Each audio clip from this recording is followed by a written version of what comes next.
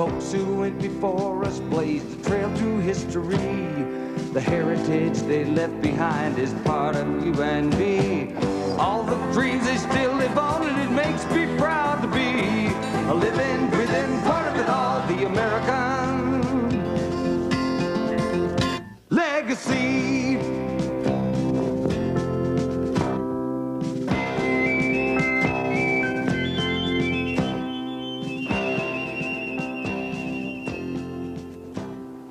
We are a nation of products.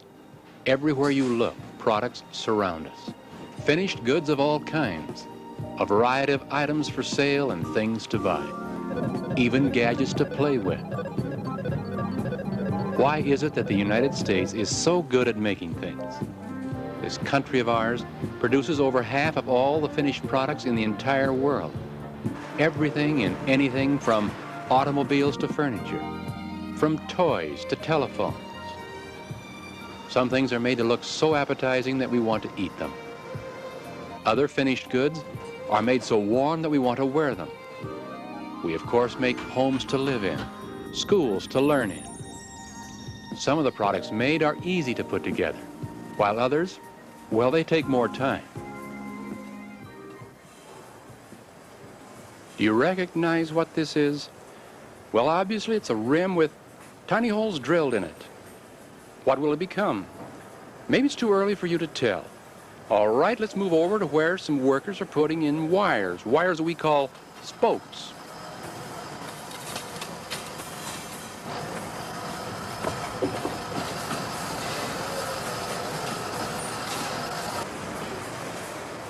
Now you should be able to tell me that this is you're right, a bicycle wheel. This is how bicycles are assembled. Here on what is called an assembly line. It's a very important part in the making of things. A bicycle is really nothing more than parts. Small parts put together in the right way to form a product that not only provides us a cheap way of getting from place to place, but one we can all have fun with as well. Each person who works here in the factory has a special job in putting the parts together. Perhaps only one part at one time. As the bike is slowly assembled, it is moved down the assembly line to the next worker, who will put on or attach still another part until the product is complete. Each part made has been reproduced thousands of times to be identical in every way. So that if this wheel, for example, were damaged in an accident, a new wheel exactly like it could be put in its place, and the bicycle would work like new. We call such parts interchangeable. Any of the 440 parts in this VMX racer bike are interchangeable with the same part in any of the VMX racers made by this company. It's an important concept in the making of parts for anything. But where do all the parts come from? Many of these parts are made of steel, so the bike will last a long time. And to make steel, well, you need another factory, a much bigger and more complicated factory.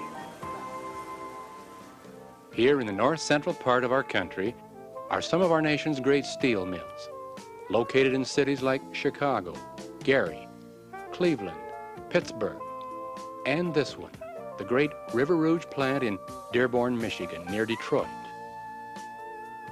Here also in the same region are the needed raw materials for steel making. Limestone from nearby Ohio, coal from Kentucky and West Virginia, and the all-important iron ore from Minnesota. All these raw materials brought here by ship across the Great Lakes. Day and night here in the boat slip, conveyor belts quickly unload these specially built cargo ships. From these storage yards, huge claw buckets are kept busy transferring the raw materials into position by the furnaces. To make steel requires first the making of iron. For iron making, you need these ingredients. First, iron ore pellets, limestone to help remove the impurities in the iron ore, and coke as a fuel. Coke is really coal that has been processed in special ovens. Now as coke, it'll burn not only hotter but faster. Put the right amounts of these ingredients in one of those large cookers over there called a blast furnace, and in about 4 hours' time, you'll have liquid iron.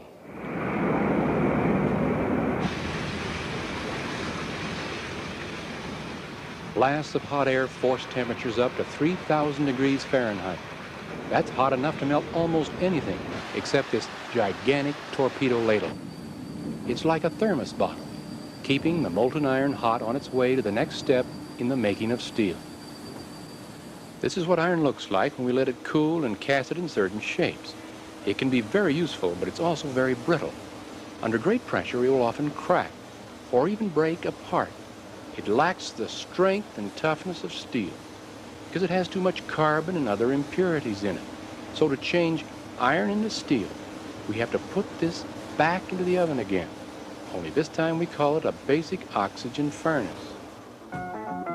Here in the control room, the operator is like a cook, adding just the right amounts of molten iron, limestone, scrap steel, and sometimes even other metals necessary to make the exact recipe of steel requested by the customer.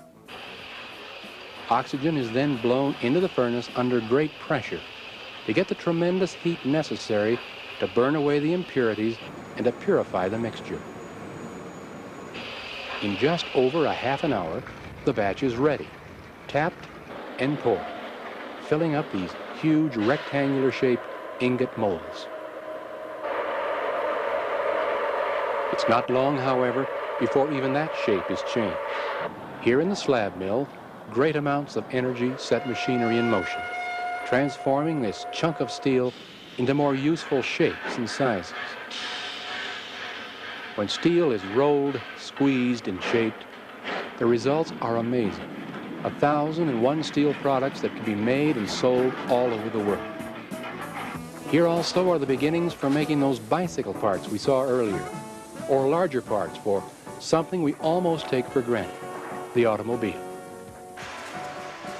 Here in this huge Ford factory, over 3,000 different parts, many of them redesigned each year, must end up at the right place and at the right time in order to make each one of these new automobiles complete.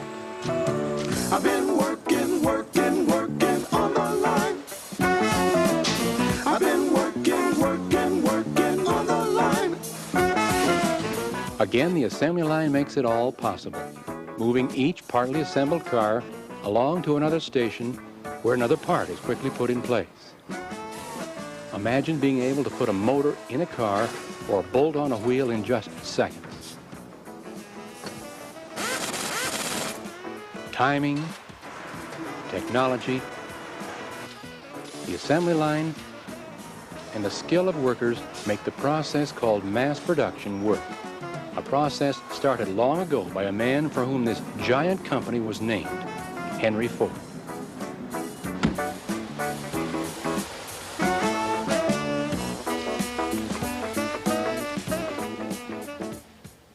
This is where the Ford Motor Company in Detroit began, in this small shed with this machine, built by the man who would become the first to make automobiles successfully in mass production.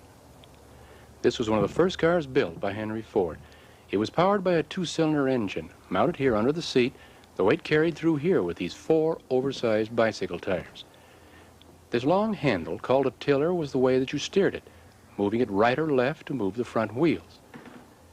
The car had 2 speeds, forward, no reverse. To stop it, well, you had to pull back on this handle.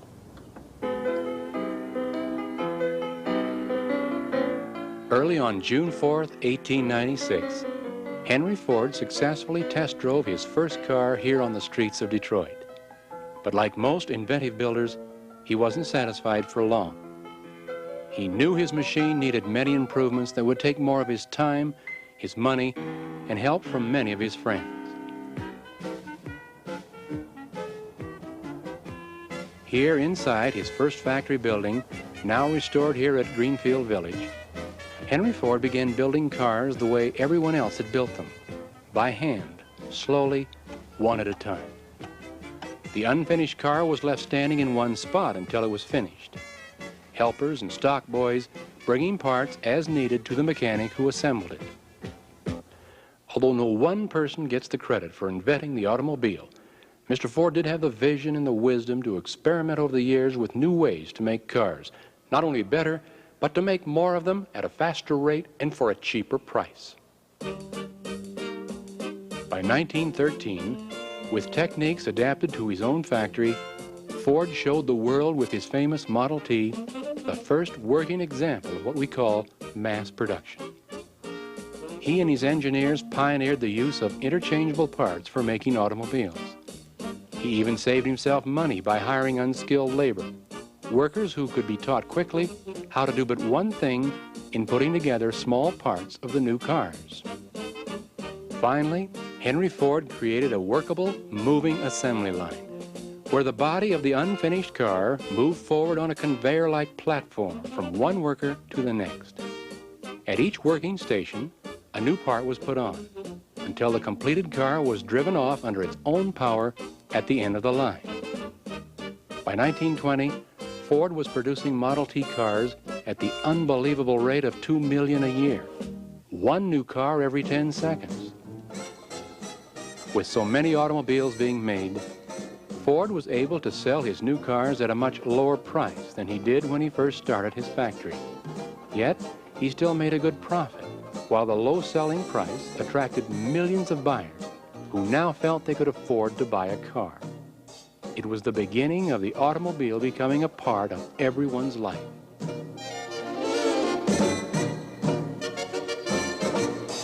Henry Ford did a great deal to help change American industry, especially the way we made things.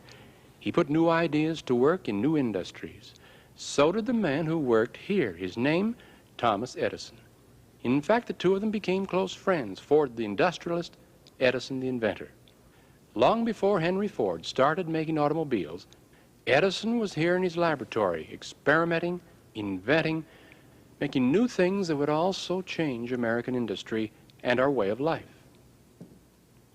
He's best known for this invention, the incandescent lamp. You and I know it better as the electric light. Edison performed more than 6,000 separate experiments just to find a suitable filament that would work inside this light bulb, one that would light up and stay lit for hours. Thanks to this invention and to his design of one of the first electric power stations, there would be electric lights throughout the world. This, however, was Edison's favorite invention, the phonograph. The idea came to him while he was trying to find a way to record telegraph messages automatically. The idea of a vibrating disc responding to vibrating sound. In 1877, he was ready to try it out by reciting into this megaphone a simple nursery rhyme. Mary had a little lamb, its meat was white as snow, and everywhere that Mary went, the lamb was sure to go. Edison was a creative genius. He patented over 1,000 separate inventions in his lifetime, including one of the first successful motion picture machines.